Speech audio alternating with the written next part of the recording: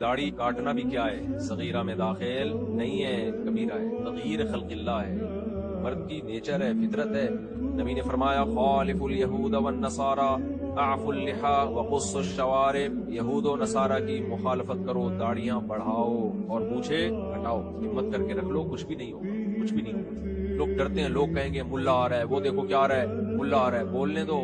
ہمیں بولتے تھے جب ہم ملا بننے کے لیے کالج چھوڑ کر مدرسے میں آئے، لوگ کہتے تھے ملا ملا ملا، چار کر بیٹھے اسی ملا ملا میں۔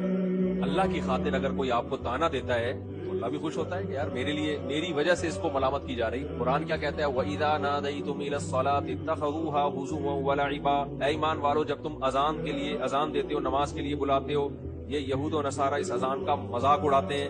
مذاق کس کا اڑاتے تھے؟ بلال حبشی کا۔ اگر حضرت بلال کہتے یا رسول اللہ میں اذان نہیں دوں گا، یہ لوگ مذاق اڑاتے، حضرت بلال بنتے، پھر چند بے وقوفوں کی وجہ سے اذان چھوڑ دیتے، یہ مذاق اڑاتے ہیں جب میں اذان دیتا ہوں۔